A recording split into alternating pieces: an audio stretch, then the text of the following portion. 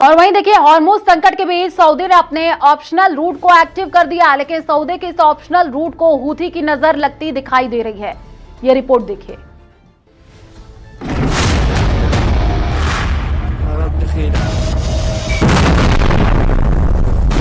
महायुद्ध के बीच सऊदी का नया प्लान।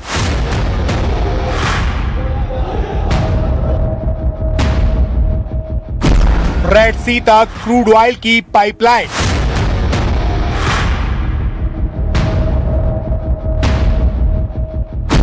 हॉर्मुज के बीच ग्लोबल सप्लाई की नई लाइफलाइन।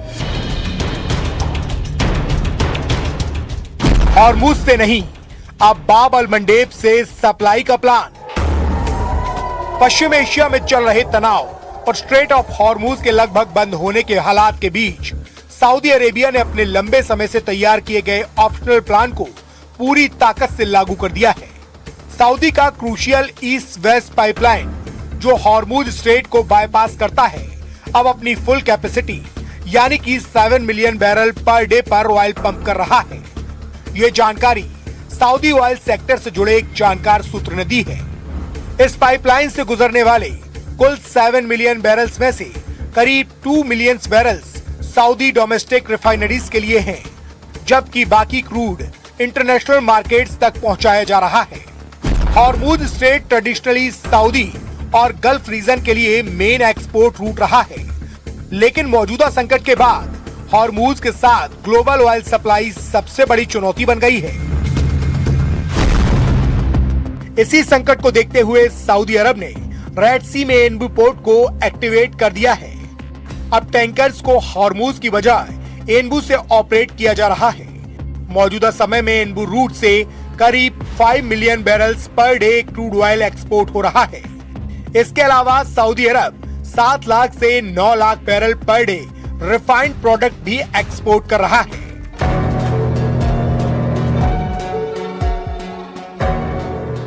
हालांकि एनबू रूट हॉर्मुज की पूरी भरपाई नहीं कर सकता।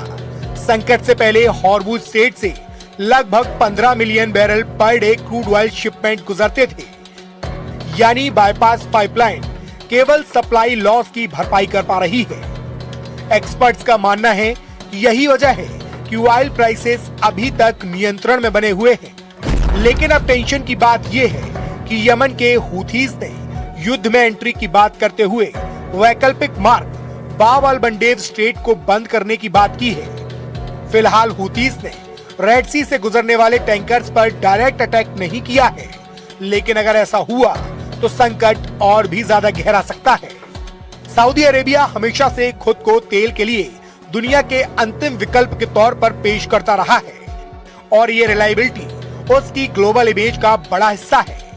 कुल मिलाकर सऊदी की ईस्ट वेस्ट पाइपलाइन इस समय ग्लोबल ऑयल मार्केट के लिए बड़ी लाइफलाइन बनकर उभरी है। लेकिन अगर हूथी बाब अल मंडेब को निशाना बनाते हैं तो तेल की ये सप्लाई चेन भी टूट सकती है।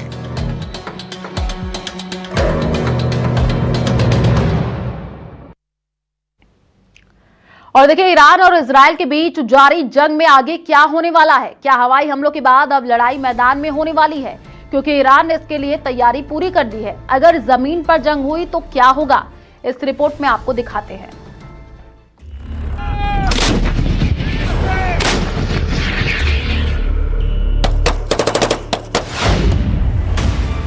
अगर जमीन पर जंग हुई तो कैसे निपटेगा ईरान?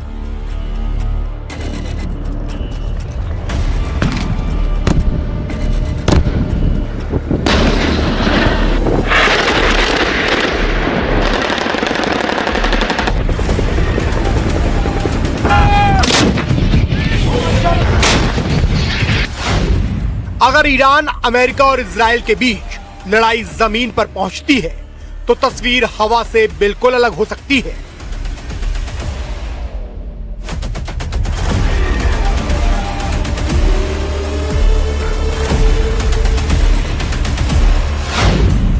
अभी तक लड़ाई ज्यादातर एयर स्ट्राइक, मिसाइल्स और ड्रोन तक सीमित रही है, लेकिन अब ग्राउंड ऑपरेशन की बात हो रही है। सवाल यह है कि अगर जमीन पर आमना सामना हुआ तो ईरान की स्ट्रेटजी क्या होगी?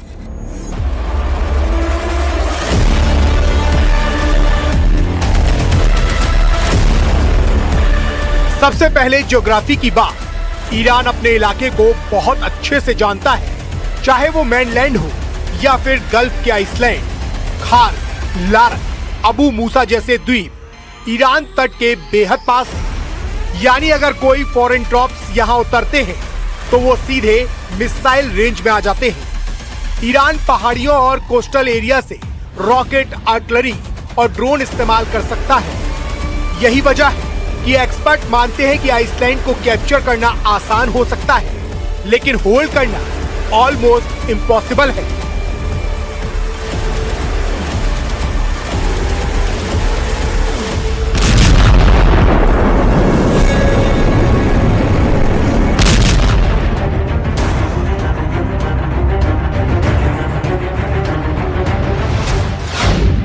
दूसरी बड़ी बात है प्रिपरेशन। रिपोर्ट्स के मुताबिक ईरान ने हाल के हफ्तों में खार्ग द्वीप पर extra tops, air defence system और अंडरग्राउंड फैसिलिटीज एक्टिव की हैं। ये वही आइसलैंड है जहां से ईरान का करीब 90% ऑयल एक्सपोर्ट होता है। ईरानी सेना ने सरप्राइज अटैक के लिए पूरी प्लानिंग कर रखी है। मतलब साफ है, अगर कोई उतरेगा तो वेलकम नहीं, प्रतिरोध होगा।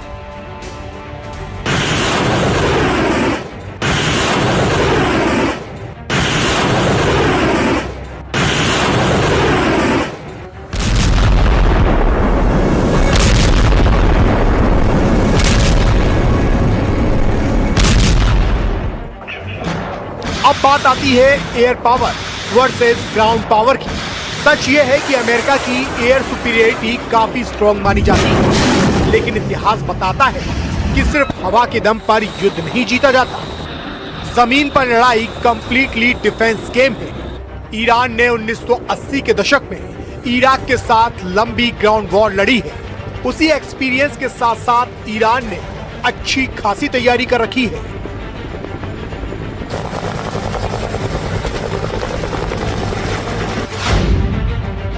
एक और बड़ा फैक्टर है पब्लिक सेंटीमेंट। ईरान की आबादी 90 मिलियन से ज्यादा है। माना जाता है कि अमेरिका और इजराइल के खिलाफ दशकों से बनी नाराजगी की वजह से ग्राउंड अटैक हुआ तो बड़ी संख्या में वॉलंटियर्स सेना के साथ जुड़ सकते हैं। ठीक वैसा ही जैसा इराक युद्ध के वक्त हुआ था, जब हजारों लोग फ्रंट पर चले गए थे।